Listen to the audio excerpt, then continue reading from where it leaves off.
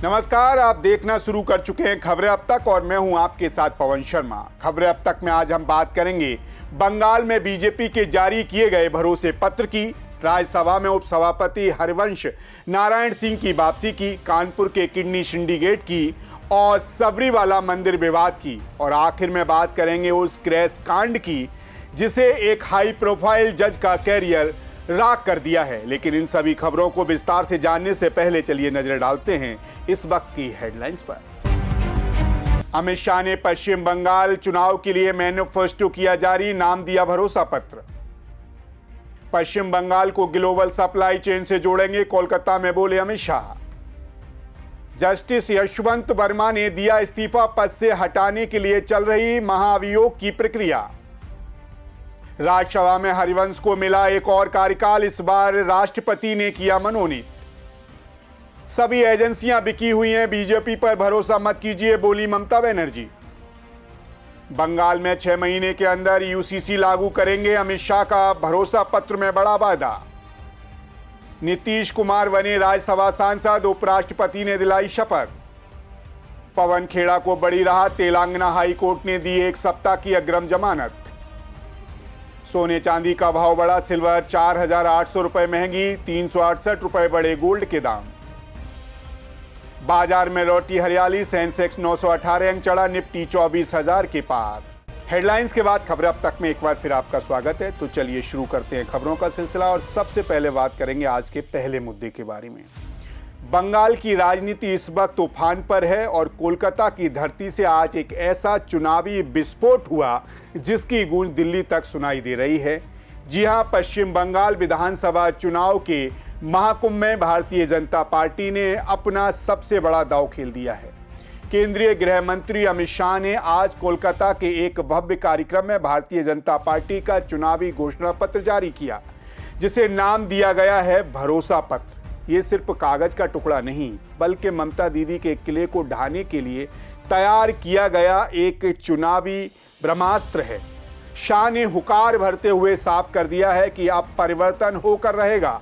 युवाओं के लिए जेब खर्च, महिलाओं के लिए नगद और घुसपैठियों के लिए no entry. Bharatiya Janata party ने संकल्प पत्र में बंगाल की जनता के लिए पिटारा खोल दिया है। आपको बता दें, भारतीय जनता पार्टी ने बंगाल की मातृशक्ति को साधने के लिए खजाना खोल दिया है। अमित शाह ने वायदा किया है कि भारतीय जनता पार्टी की सरकार बनते ही हर महीने की 1 से 5 तारीख के बीच राज्य की हर माता के खाते में 3,000 रुपए सीधे ट्रांसफर किए जाएंगे।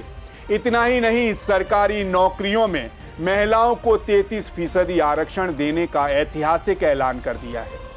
75 लाख महिलाओं को लखपति दीदी बनाने और उनकी सुरक्षा के लिए दुर्गा सुरक्षा स्क्वाड 2 विशेष प्लाटून बनाने का भी वायदा किया गया है। महिलाओं के लिए बस यात्रा पूरी तरह मुफ्त होगी। शाह ने तंज कसते हुए कहा कि हम ऐसा बंगाल बनाएंगे जहां सीएम को यह ना पूछना पड़े कि रात को बाहर निकलने की जरूरत क्या है।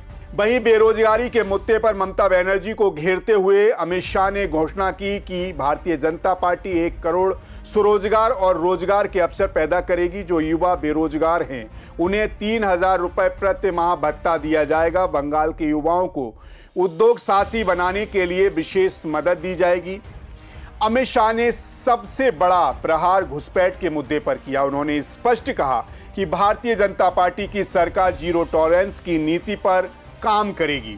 सीमाओं को पूरी तरह सील किया जाएगा ताकि परिंदा भी पर न मार सके और एक भी गौ माता की तस्करी ना हो सके। सबसे बड़ा धमाका यह है कि सरकार बनने के 6 महीने के भीतर समान नागरिक संहिता लागू करने का वायदा किया गया है। राज्य सरकार के कर्मचारियों के लिए बड़ी खबर यह है कि भारतीय जनता पार्टी ने सरकार बनने के महज 45 दिनों के भीतर 7वां वेतन आयोग लागू करने का संकल्प लिया है। साथ ही वर्षों से लंबित डीए का भुगतान भी सुनिश्चित किया जाएगा। आंगनवाड़ी और आशा कार्यकर्ताओं के मानदेय में भी भारी बढ़ोतरी की जाएगी। अमित शाह ने कहा कि सत्ता में आते ही पहले 100 दिनों में औद्योगिक विकास का रोड मैप तैयार किया जाएगा। उत्तर बंगाल के विकास और दार्जिलिंग की चाय को ग्लोबल ब्रांड बनाने पर जोर दिया जाएगा। ग्रेटर कोलकाता का निर्माण और वंदे भारत म्यूजियम बनाकर बंगाल की संस्कृति को दुनिया भर में फैलाया जाएगा। आपको बता दें, भारतीय जनता पार्टी ने ममता बनर्जी के 15 साल के शासन पर श्वेत पत्र लाने का ऐलान किया है। शाह ने वायदा किया कि भ्रष्टाचार और माफिया राज को खत्म करने के लिए एक समयबद्ध रोडमैप जनता के सामने रखा जाएगा। पीड़ितों को न्याय दिलाने के लिए रिटायर्ड महिला जज की अध्यक्षता में सुनवाई की जाएगी। सुनिए अमित शाह ने क्या कुछ कहा। भारतीय जनता पार्टी 2026 बंगाल विधानसभा के चुनाव के लिए अपना संकल्प पत्र अभी आप सबके सामने जारी किया है।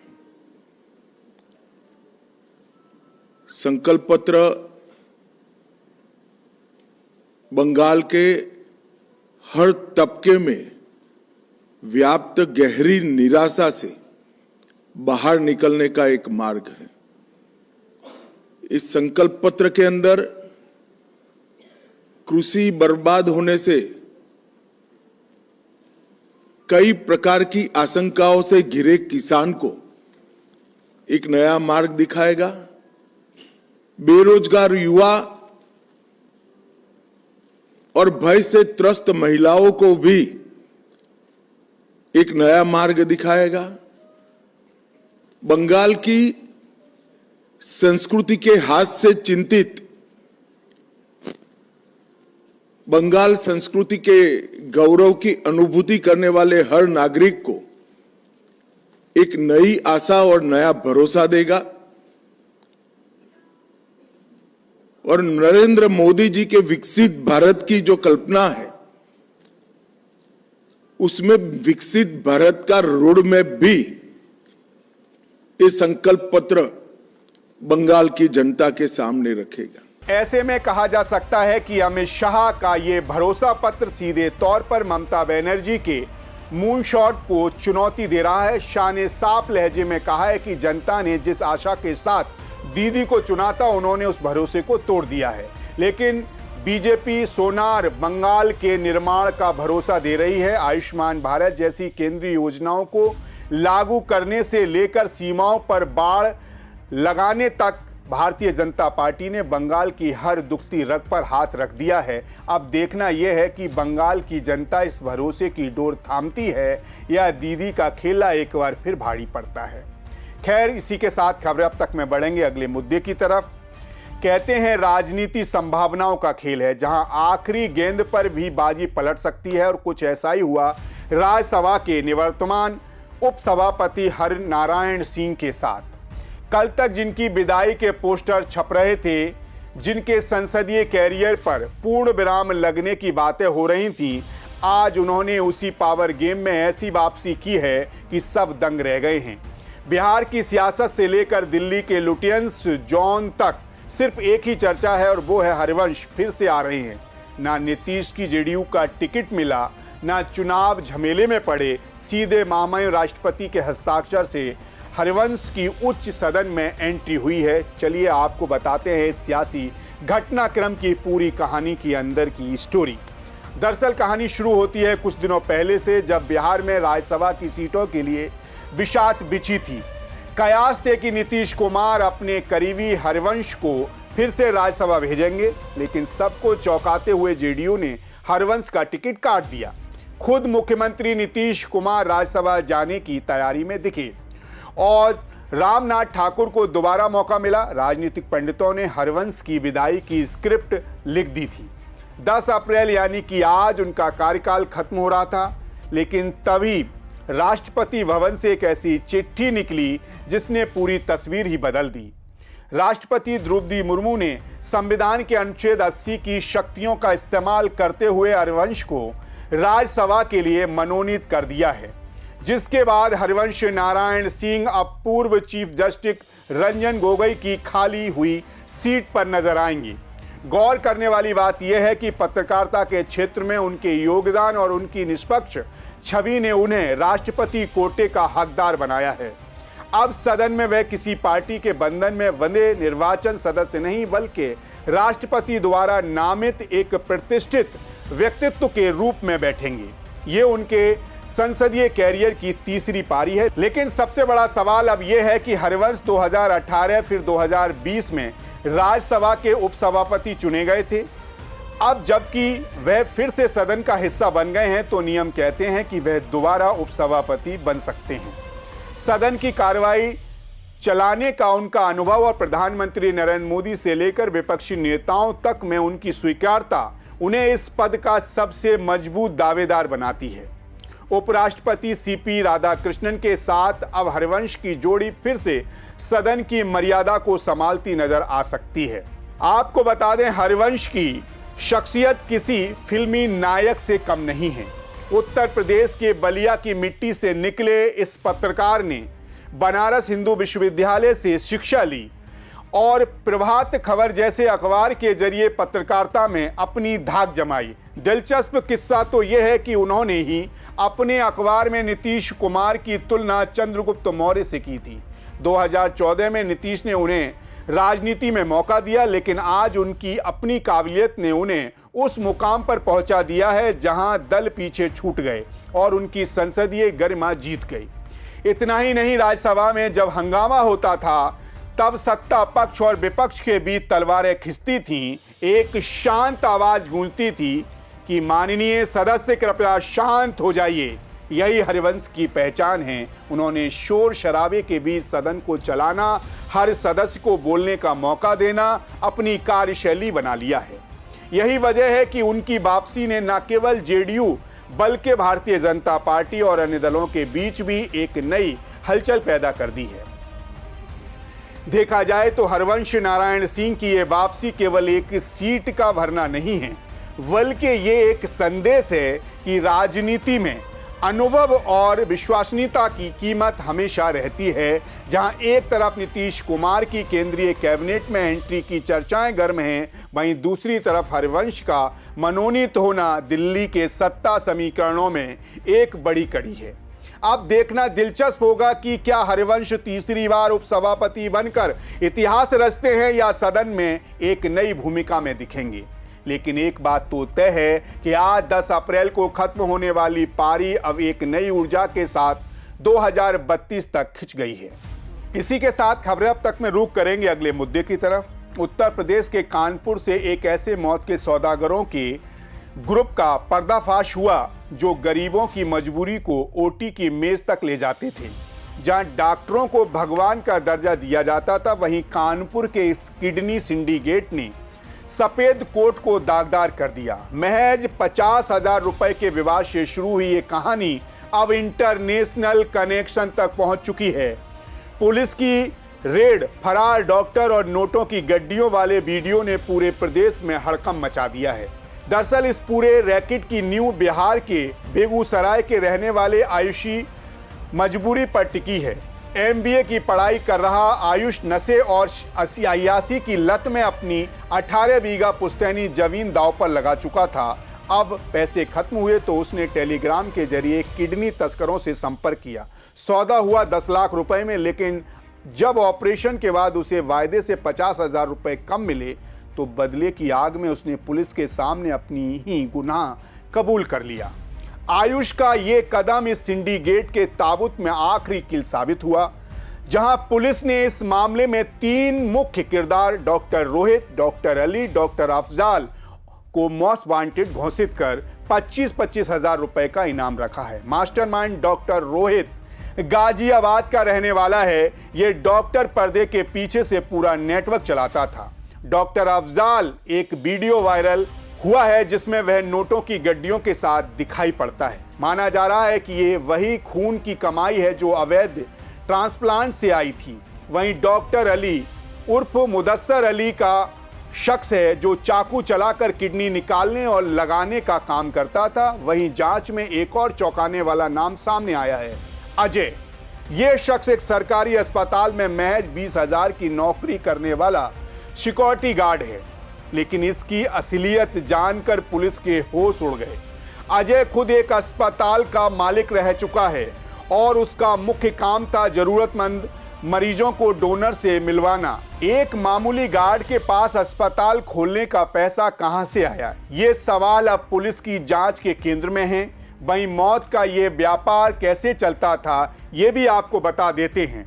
दरअसल इस गिरोह का काम करने का तरीका प्रोफेशनल कंपनियों जैसा था। एम्बुलेंस चालक शिवम अग्रवाल टेलीग्राम पर उन युवाओं को ढूंढता था जिन्हें पैसों की सख्त आवश्यकता होती थी।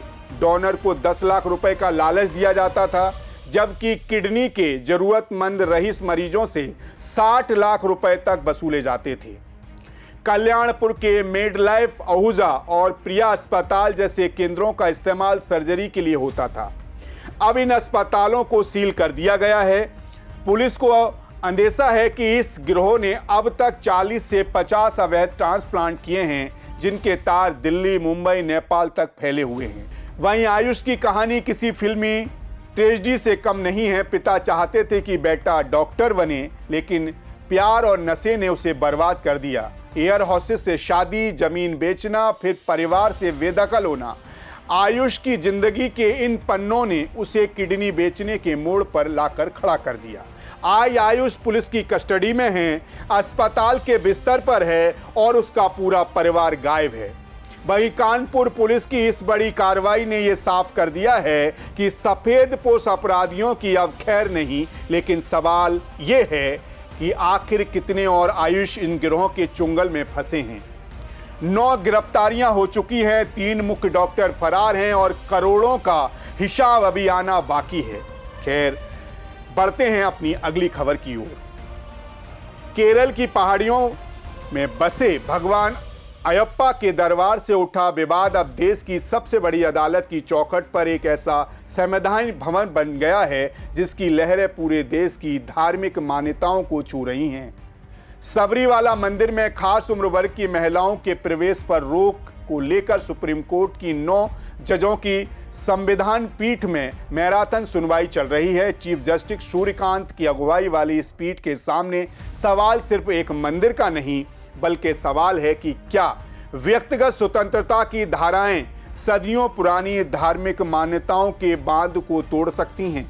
वहीं सुनवाई के तीसरे दिन कोर्ट का माहौल तब और दिलचस्प हो गया जब सॉलिसिटर जनरल तुषार मेहता ने दलीलों का पिटारा खोला। उन्होंने जजों को बताया कि भारत विविधताओं का देश है और यहाँ की परंपराएं किसी एक जेंडर के पक्ष में नहीं झुकी हुई हैं।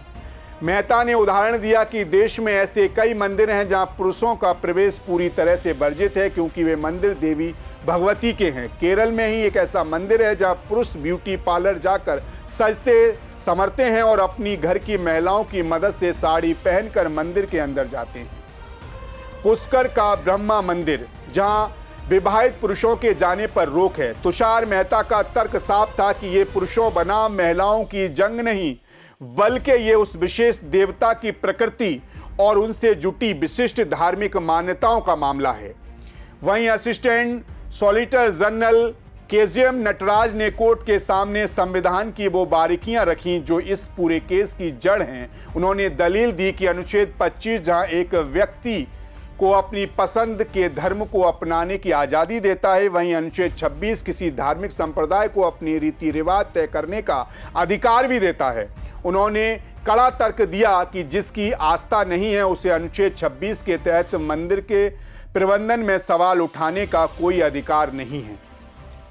आपको बताते चलें, सुप्रीम कोर्ट में 9 जजों की बेंच सबरीवाला विवाद को लेकर सुनवाई कर रही है। मामला 2018 में सुप्रीम कोर्ट के ही फैसले से जुड़ा हुआ है, जब कोर्ट ने इस मंदिर में सभी उम्र की महिलाओं के प्रवेश की अनुमति दे दी थी। लेकिन मंदिर की सदियों पुरानी परंपरा रही है कि यहाँ 10 से 50 वर्ष की महिलाओं का प्रवेश नहीं हो सकता। ये परंपरा भगवान अप्पा को नैष्ठिक ब्रह्मचारी मानने की आस्था से जुड़ी है। ये मंदिर केरल की राजधानी तिरुवनंतपुरम से 175 किलोमीटर दूर पहाड़ियों पर स्थित है। ये मंदिर चारों तरफ से पहाड़ियों से घिरा है। यहाँ आने वाले श्रद्धालु सिर पर पोटली रखकर पहुँचते हैं। कुल मिलाकर देखा जाए तो 3 दिनों की इस गर्मा गर्म बहस ने यह साफ कर दिया है कि मामला जितना सीधा दिखता है उतना है नहीं। एक तरफ आधुनिक युग की समानता के अधिकार हैं तो दूसरी तरफ सदियों से चली आ रही परंपराएं। सॉलिसिटर जनरल ने अपनी बात पूरी कर ली है। अब सबकी निगाहें 14 अप्रैल पर टिकी हैं, जब सुनवाई का चौथा दिन होगा। क्या सुप्रीम कोर्ट परंपराओं की लक्ष्मण रेखा को दोबारा खींचेगा या आधुनिकता की नई परिभाषा लिखेगा? ये देखना वाकई दिलचस्प होगा। खैर, जाते जाते आपको आज के एक और अहम मुद्दे से रूबरू कराते हैं। देश की न्यायपालिका से आज एक बड़ी खबर सामने आई। कहते हैं कि कानून के हाथ लंबे होते हैं, लेकिन जब कानून के रखवाले ही सवालों के घेरे में आ जाएं, तो लोकतंत्र की नींव हिलने लगती है। जी हां, जले हुए नोटों के उस रहस्यमयी कांड ने आखिरकार एक हाई प्रोफाइल न्यायिक कैरियर का अंत कर दिया है। इलाहाबाद हाईकोर्ट के जस्टिस यशवंत वर्मा, जो दिल्ली के अपने बंगले में मिले भारी भरकम कैश और आग की घटना के बाद से विवादों के भंवर में थे, उन्होंने आखिरकार आज हार मानी ली। संसद में महाभियोग की तलवार लटकी देख तो जस्टिस वर्मा ने सीधे राष्ट्रपति को अपना इस्तीफा भेज दिया। दरअसल इस पूरे ड्रामे की शुरुआत होती है 15 मार्च 2025 की उस रात से, जिसने दिल्ली के लुटियस जोन में हड़कंप मचा दिया था। दिल्ली हाईकोर्ट के जज के तौर पर कार्यरत जस्टिस यशवंत वर्मा के आधिकारिक आवास के स्टोर रूम में अचानक आग लग गई। दमकल कर्मी आग बुझाने पहुंचे तो जो मंजर दिखा उसे देख सबके होश उड़ गए। वहां रद्दी कागजों की तरह 500 के नोटों की गड्डियां बिखरी थीं। कुछ जल चुकी थीं, कुछ अधजली थीं। वीडियो वायरल हुआ और देखते ही देखते ये कैश कांड देश की सबसे बड़ी सुर्खी बन गया। जस्टिस वर्मा उस वक्त भोपाल में थे। उन्होंने इस साजिश बताया, लेकिन आग की लपटों ने उनके दामन को भ्रष्टाचार से दाग दाग कर दिया। वहीं मामले की गंभीरता को देखते हुए सुप्रीम कोर्ट के तत्कालीन मुख्य न्यायाधीश ने फौरन एक्शन लिया। 22 मार्च को 2025 को एक आंतरिक जांच समिति बनाई गई। हाई कोर्ट के 3 जजों के पैनल ने जब फाइलें खंगाली तो जस्टिस वर्मा की मुश्किलें बढ़ गईं। सुप्रीम कोर्ट ने उन्हें पद से हटाने की सिफारिश की और आखिर में उन्हें उनके मूल कैडर यानी इलाहाबाद हाई कोर्ट ट्रांसफर कर दिया गया। 5 अप्रैल 2025 को उन्होंने इलाहाबाद में शपथ तो ली, लेकिन वहां भी विरोध के सुर कम न हुए। जस्टिस वर्मा झुकने को तैयार नहीं थे, लेकिन संसद ने इस मामले को हाथ में ले लिया।